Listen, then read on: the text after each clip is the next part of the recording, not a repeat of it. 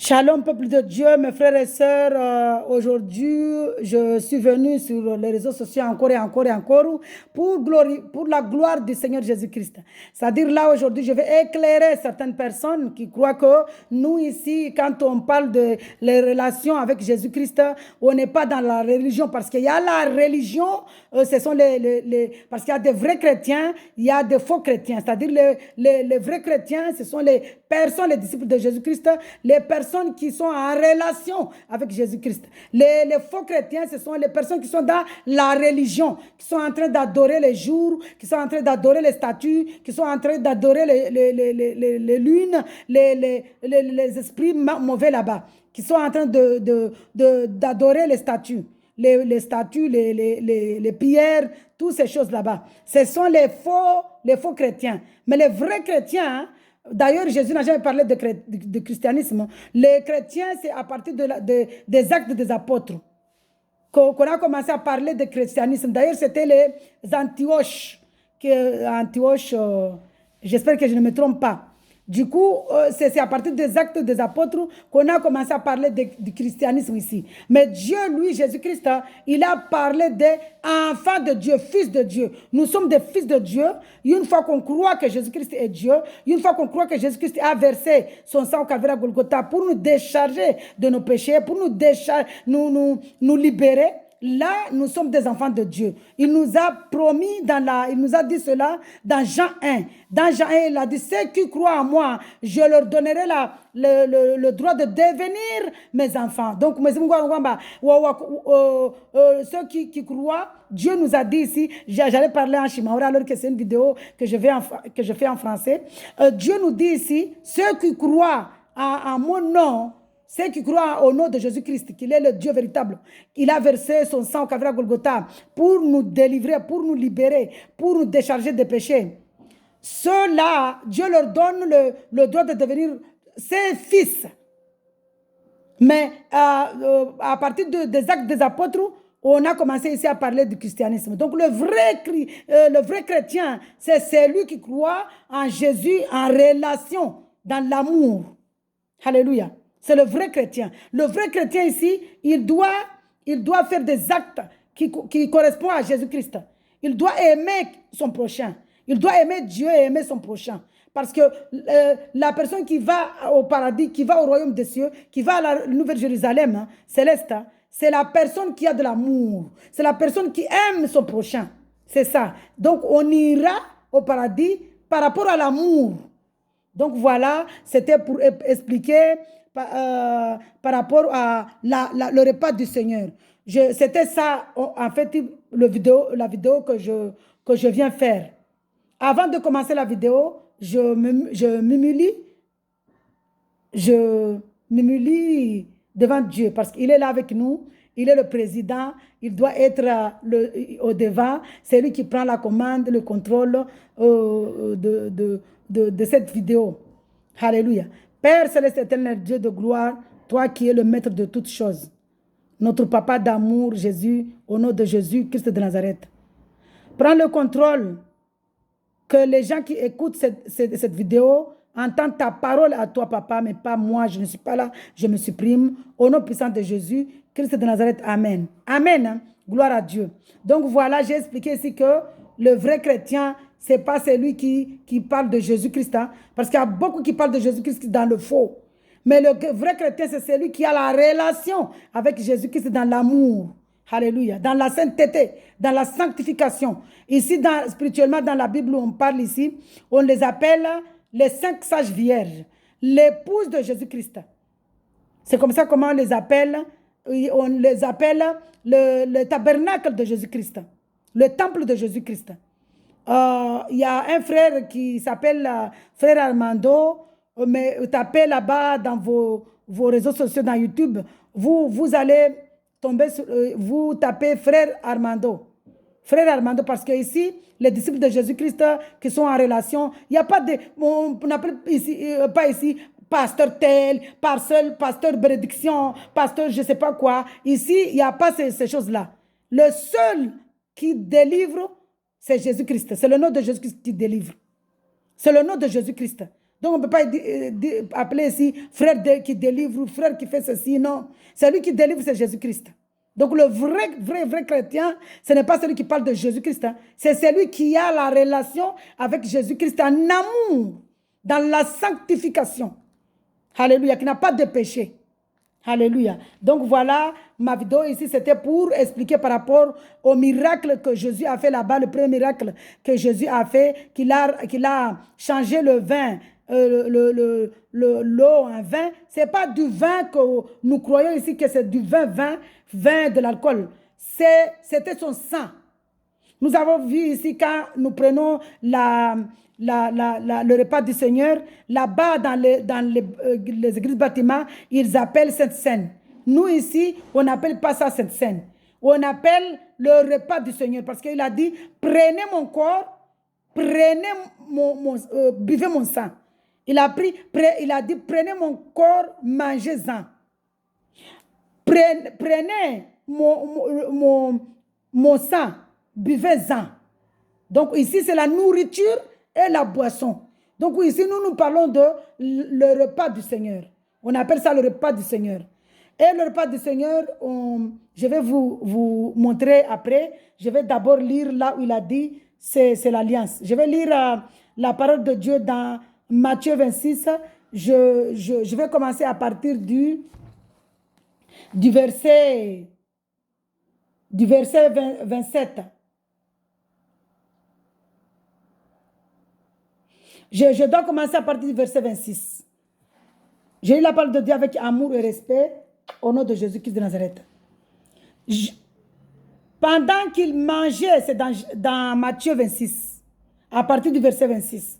Pendant qu'il mangeait, Jésus prit du pain et prononça la prière de bénédiction, puis il rompit et il donna aux disciples en disant, prenez, mangez ceci est mon corps. Vous avez vu? Ceci est mon corps. Le corps de Jésus là, c'est le pain. Nous ici, on prend le pain qui s'appelle enzyme. Pain enzyme. Je n'ai pas le carton ici parce que j'ai sorti le carton était gros. Du coup, je voulais emballer le pain dans une boîte. Du coup, j'ai sorti le carton. La prochaine fois, quand j'achèterai un autre carton, je viendrai. Je ne ferai pas une vidéo complète, mais je vous montrerai le carton. Là, on met, ça s'appelle pain enzyme, c'est ça. C'est ce pain-là. Il n'est pas tout morceau comme ça, mais j'ai pris juste un morceau. Il est comme ça, en fait, dans le carton. Mais là, j'ai mis dans une boîte. Et là, le jus là-bas qu'on prend là-bas, le sang là qu'on prend, que Jésus nous a dit ici, prenez ceci et mon sang. Nous prenons le jus du raisin, 100% jus de raisin. Et nous, avant de prendre ça, avant de manger ça, nous faisons une prière. Nous demandons pardon, nous faisons une repentance. Parce que le repas du Seigneur, on ne le mange pas comme ça. Hein? Le repas du Seigneur, c'est la personne qui est en relation avec Jésus dans la sanctification qui doit prendre le repas du Seigneur. Donc même moi, là, je me vois, je crois que je suis dans la sanctification, dans la relation, dans la crainte. Mais je suis un homme, je suis humain. Avant de prendre le repas du Seigneur, je fais une repentance. Je fais une prière de repentance. Je demande à Dieu de transformer le pain d'enzyme là, son corps, et de transformer le jus d'orange, son sang. Alléluia, voilà. Donc, je vais finir de lire ici, c'est l'alliance que Jésus a fait avec nous. Il a versé le sang au calvaire à Golgotha pour nous décharger des péchés, pour prendre nos malédictions, nos péchés, nos fautes, nos hontes, tout ça, nos difficultés. Donc, une fois que moi, je crois que Jésus-Christ est mort pour moi, là, je crois en Jésus-Christ. Je crois qu'il est venu mourir à la croix pour moi. C'est-à-dire, quand on parle de la croix ici, ce n'est pas la croix bois là qu'on met sur le dos. J'ai l'habitude de parler en chimaoré, c'est pourquoi je mélange le chimaoré et le français. Du coup, ce n'est pas la croix, le bois qu'on met ici, ou le bois, on va prendre un gros bois là-bas, on a la sueur partout. Non, non, c'est la décision de suivre Jésus-Christ, la décision qu'on prend sans regarder à gauche ni à droite, sans écouter la voix du diable. Quand ça s'appelle relation dans l'amour, en relation d'amour avec Jésus-Christ, relation, personne ne t'a obligé, mais tu as décidé de suivre Jésus-Christ dans la relation d'amour pour avoir la vie éternelle. Alléluia. Donc voilà, je vais finir de lire le verset. Il prit ensuite... une coupe et remercia Dieu, puis il leur donna en disant, buvez-en tous, car ceci est mon sang, le sang de la nouvelle alliance qui est versé pour beaucoup pour le pardon des péchés. Alléluia. Je vous le dis, je ne boirai plus désormais de ce fruit de la vigne jusqu'au jour où je boirai nouveau avec vous dans le royaume de notre Père, de mon Père. Vous voyez, quand Jésus parle ici de mon Père, beaucoup ne comprennent pas la parole de Dieu. Pourquoi? Parce que la parole de Dieu, c'est spirituel. Lui-même, quand il parlait dans la spiritualité, il parlait, les gens ne comprenaient rien. Il parlait spirituellement. Donc, Jésus, quand il parlait, c'était dans... Il prononçait des mots spirituels. Mais nous, on ne comprenait pas parce qu'on n'était pas encore rempli du Saint-Esprit. Mais quand la personne est remplie du Saint-Esprit, il comprend tout de suite la parole de Dieu. Ici, on parle du sang de Jésus-Christ, du vin. Le vin là, c'est le sang de Jésus-Christ. Alors que dans le livre, dans la Bible, tu vas lire, il a changé l'eau en vin. Alors que c'était son sang. C'est ça, c'est spirituel. Donc voilà, quand on parle du corps ici, le corps qui est le pain là, spirituellement c'est la parole de Dieu. Le corps qu'on mange c'est la parole de Dieu. Et l'eau vive que nous buvons, l'eau qu'il a parlé, il a parlé avec la femme samaritaine qui lui a dit, donne-moi cette eau pour que je ne puisse plus venir puiser de l'eau ici. Il parlait de la parole. Quand vous attendez ici, l'eau vive, sang, pain, ça c'est la parole de Dieu. Alléluia. Sur cela, voilà, je vous ai montré le vin qu'on parle ici, le repas du Seigneur qu'on mange ici, le sang de Jésus qu'on boit ici, c'est le jus du raisin. Et le pain, le corps qu'on mange ici, c'est le pain enzyme. Ce pain-là. Je vous montrerai le carton la prochaine fois parce que là, je l'ai jeté puisque je voulais emballer le pain de mon Dieu que j'aime. Parce que moi, je suis vraiment amoureuse de Jésus-Christ. Je suis amoureuse de Jésus-Christ. Il y a des moments où je me dis que peut-être, je crois que c'est moi-même qui l'aime. Pendant qu'il y a d'autres personnes qui l'aiment encore plus que moi. Donc chacun dit ici, j'aime trop Jésus-Christ. J'aime trop manger son corps. Même pendant que je parle, il y a mon corps j'ai des frissons en fait. J'aime manger le corps de Jésus-Christ. J'aime manger la parole de Dieu. J'aime méditer la parole de Dieu. J'aime boire le sang de Jésus. Alléluia. Le sang de Jésus, j'aimerais le boire toutes les secondes. Toutes les secondes. Pour me rappeler du jour de notre alliance. L'alliance, le sang versé au Calvaire à Golgotha. Alléluia. Sur cela, mes frères et sœurs, croyez à Jésus-Christ. Parce que sans Jésus-Christ, nous n'aurons pas la vie éternelle. La vie éternelle, ici on parle du royaume de Dieu, royaume de cieux, de la nouvelle Jérusalem céleste. Parce que le paradis ne sera pas au ciel, le paradis, quand je parle de paradis. Quand je parle de paradis, je parle de la nouvelle Jérusalem céleste. C'est une ville que Dieu va faire descendre. Tout ça, la terre là, le monde là, ne sera plus ça. Donc là, le paradis sera ici sur terre. Dieu va faire descendre une ville qui s'appelle Nouvelle Jérusalem céleste. Ce sera notre paradis. Alléluia. Maintenant, on parle de paradis, le ciel. Là où Dieu est. C'est le trône de Dieu.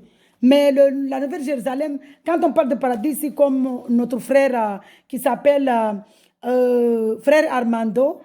Parce que lui, c'est un homme de Dieu. Ce n'est pas un faux homme de Dieu.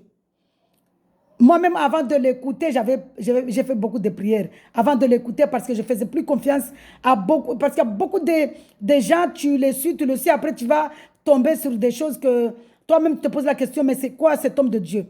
En parlant de cela, c'est une parenthèse que j'ouvre. Je faisais une prière 2 fois, je faisais une prière avec un assemblée, un frère qui s'appelle Emmanuel. Je ne sais pas s'il est en France toujours ou pas. En tout cas, c'est un frère qui est en France. Et vraiment, le diable est méchant. Hein? J'ai fait une fois la prière avec cet homme-là. C'est une assemblée, mais sur les réseaux sociaux. Il faut faire attention. Il ne faut pas prier avec quelqu'un que tu ne connais pas sa vie. Si tu ne connais pas la vie de la personne, il ne faut pas prier avec elle. La personne, tu dois la connaître. Elle est qui? Cette personne-là est comment? Prie, mets en prière. Tu ne peux pas connaître la personne. Parce qu'il y a que Dieu qui connaît le corps des gens. Mais tu dois mettre en prière. Père éternel, Dieu de gloire, Père céleste, Jésus, montre-moi cette personne-là. Est-ce que c'est une personne qui est vraiment dans la sanctification avant d'aller prier avec elle? Mais il ne faut pas aller prier comme ça, comme ça. Moi, je suis allée prier avec ce frère-là. Moi, je l'appelle frère, comme tout le monde dit que le frère-là, c'est notre frère, vrai frère, c'est le vrai chrétien. Mais frère ici, c'est tout le monde. Nous sommes frères et sœurs. Nous venons de même père, de même mère. Donc voilà, première fois, j'ai fait la prière avec cet homme-là. L'homme-là est venu me combattre. Hey! À peine finir la prière, je ne suis même pas encore bien dormi. Je vais essayer de dormir, me reposer sur le fauteuil. L'homme là arrive. Combat spirituel. Le deuxième jour encore, je fais une prière avec cette personne-là. Une deuxième fois. La même chose. Je dis, je me mets en prière. Papa, montre-moi la vérité. Montre-moi Jésus-Christ. Jeûne, montre-moi papa. Je jeûne, je prie, je jeûne, je prie. Révèle-moi ce qui se passe. Dieu nous a révélé. La personne, le frère en question, il a un esprit d'impulsivité. Mais on peut avoir, même moi là, je peux avoir un esprit d'impulsivité sans le savoir. Hein. Mais finalement, là, le frère, puisqu'il y a une sœur qui voulait que je continue à prier avec eux, moi, je ne voulais pas dire pourquoi je ne voulais pas prier avec eux. Mais puisque la sœur là m'a forcé, j'étais obligée de lui dire que je ne veux plus prier avec vous parce qu'il y a un esprit d'impulsivité qui me combat après les prières avec vous. Et là, ça a commencé, les dégâts.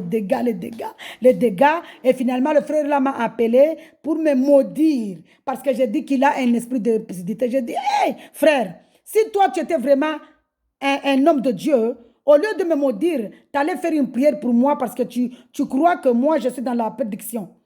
Puisque tu crois que moi, je suis dans la prédiction, dans ce cas-là, tu devais prier pour moi. Mais tu ne devais pas me maudire. Donc, un enfant de Dieu a l'amour de son prochain. Donc, je crois que tu n'es pas vraiment un enfant de Dieu.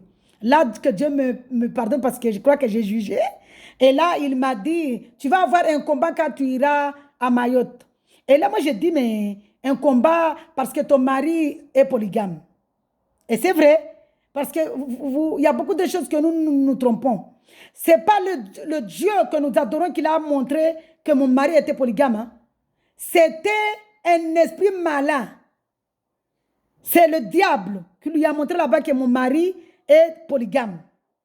Donc il m'a parlé de ça. Il m'a maudit en me disant que j'aurais un combat parce que mon mari est polygame. Est-ce que moi j'ai besoin de me combattre pour un mari? Non. Il n'a rien compris, ce frère-là.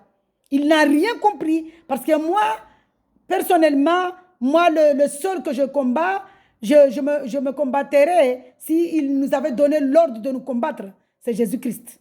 Mais Dieu, le Dieu d'amour, là, Jésus-Christ, hein, il ne nous a pas donné le droit de nous combattre, mais il a donné le droit de l'aimer, d'aimer le prochain. Donc, moi, je suis dans l'amour. Il n'y a pas de combat. Moi, mon combat, c'est Jésus-Christ qui le fait. Est-ce que moi, j'ai le moyen de combattre un esprit que je ne vois pas? C'est lui qui combat pour moi. Donc, il m'a dit, reste, regarde seulement regarde dans le psaume 91. Il m'a dit, reste seulement, ouvre seulement tes yeux et tu verras ce que la punition des pécheurs, des mauvais. Donc, moi, je ne peux pas combattre quelqu'un parce qu'il m'a dit, s'il m'a donné une promesse. Dans Psaume 91, il m'a dit que il combat pour moi. Alors, comment je dois aller combattre? C'est lui qui combat. Il donne ordre à ses anges de me garder. Est-ce que moi j'ai besoin d'aller me combattre avec quelqu'un? Non. Donc voilà, ce frère-là, je prie Dieu, je suis dans la prière et tout le monde, tous les frères et sœurs en Christ qui m'écoutaient, priez pour ce frère qui s'appelle Emmanuel. Il s'appelle frère Emmanuel. Prier, je ne sais pas quel pays, il était en France quand j'étais en France là-bas. On n'était pas dans la même ville, hein, mais on priait sur les réseaux sociaux. Ce frère-là, il faut prier vraiment pour lui, pour que Dieu le délivre parce qu'il est en train de perdre beaucoup d'âmes, beaucoup d'âmes. Parce qu'il a une assemblée et il y a beaucoup de personnes là-dedans. Quand tu rentres avec ces gens-là, il y a le parler en langue, ils prient en langue. Tu ne comprends rien. On était là, malheureusement, moi et une soeur que je ne peux pas prononcer son nom ici. On écoute les prières de ces frères et sœurs-là. On était là, on entend quel barabara, quel bourou, quel parapara, quel pourou, on ne comprenait rien. Donc, ils sont là à prier en langue. Ils vont dire que, voilà, on va prier en langue. Ils sont là, et barabara, on ne comprend rien du tout. Et malheureusement, c'est un frère qui est dans la fausseté parce que l'esprit qu'il est en train d'adorer, malheureusement, c'est un esprit mal. Parce que c'est un esprit d'impulsivité qui m'a combattu. C'était lui-même. Il est venu. Il a quitté son corps là-bas. Il est venu me combattre. Il est venu coucher avec moi. Et toutes ces choses-là, je voyais déjà pas ça depuis que j'ai cru, je donnais ma vie à Jésus. Je ne voyais plus ça. Mais depuis que j'ai prié ce jour-là avec cet homme, ça a commencé là-bas, les combats, le frère là qui veut venir m'embrasser, qui veut venir me sucer, qui veut venir me coucher avec moi. Je me mets en prière, en combat, oh Dieu de gloire. Tu m'as sorti de là, pourquoi je reviens dans ces choses? Cet homme-là continue maintenant à venir me combattre, à venir coucher avec moi. Mais moi, je n'accepte pas. Tu ne peux pas, mon frère, si tu regardes ma vidéo, mon frère, repentance. Que Dieu te délivre, vraiment. Les âmes que tu es en train de mener dans l'affaire, que Dieu te pardonne parce que quand tu as prophétisé que mon mari était polygame, c'est parce que c'était un esprit malin qui t'a montré ça, mais ce n'est pas le Dieu véritable. Parce qu'un Dieu véritable, le Dieu d'amour là, tu n'allais pas me maudire, hein? Tu allais prier pour moi. Mais tu m'as maudit, que tu m'as jugé, tu vas voir. Tu vas avoir un combat spirituel. Ton mari est polygame parce que tu avais vu ça avec l'esprit, ça s'appelle troisième œil. C'était avant-hier, là, hier, je regardais une vidéo avec frère Armando. Il parlait d'une vision, troisième œil, l'œil devant. Un troisième œil ici, là. J'ai regardé cette vidéo-là, je l'ai partagée tout à l'heure sur ma page Facebook. Et là, Dieu me révèle, il me rappelle le monsieur. Dieu me dit, maintenant tu te rappelles de monsieur là qui t'avait dit que tu auras un combat spirituel parce que ton mari est polygame. Il a consulté cet esprit-là, le même esprit. Parce que les gens qui sont qui consultent ces esprits, quand ils parlent en langue, ils parlent de Marie Komala, je l'avais noté quelque part. Je n'ai pas envie de prononcer ces choses-là parce que ce sont des choses spirituelles qui combattent les gens. Marie comme Boroto, Marie. Ils parlent de Marie là-bas, je ne sais pas quel mari ils sont en train d'adorer là-bas. Ce sont des gens qui adorent le mari là, la Marie qui adore. Ce n'est pas la Marie Jésus-Christ, hein? C'est une reine ciel. C'est un esprit mauvais. Donc, mon frère, repentance. Donc, voilà, j'avais ouvert, je ferme cette parenthèse.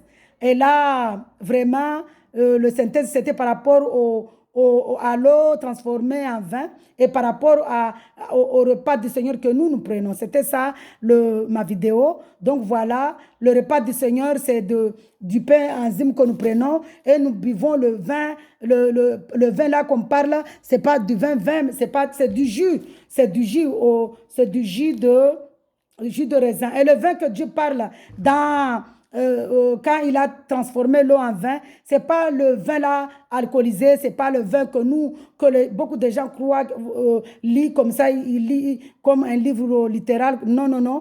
La Bible, c'est la parole de Dieu, c'est spirituel. Le vin ici, c'est le sang de Jésus-Christ.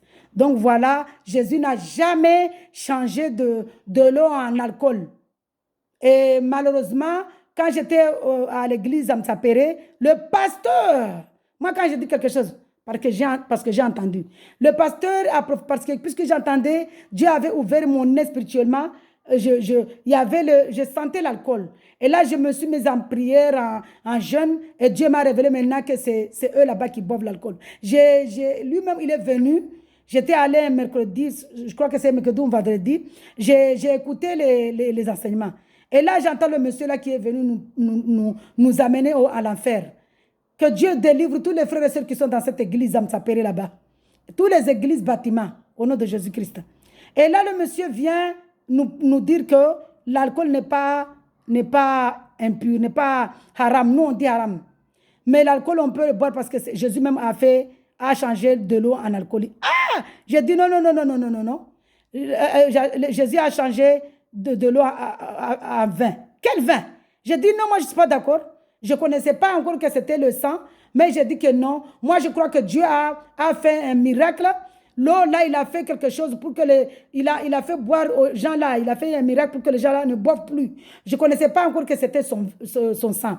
C'est après mon baptême que Dieu a commencé à me révéler les secrets, à me révéler la parole. Quand j'ai fait mon baptême, maintenant Dieu commence à m'apprendre, à me dire que non, le vin là-bas c'est mon sang, le repas, quand je parle du pain là-bas c'est mon corps, le repas là-bas que je parle c'est mon corps, c'est la parole de Dieu, tout ça. C'est après mon baptême à Lyon, en janvier 2022. Parce que j'ai connu Jésus depuis 2020, le 2 janvier 2020. Mais j'ai eu mon mariage, mon baptême, vers,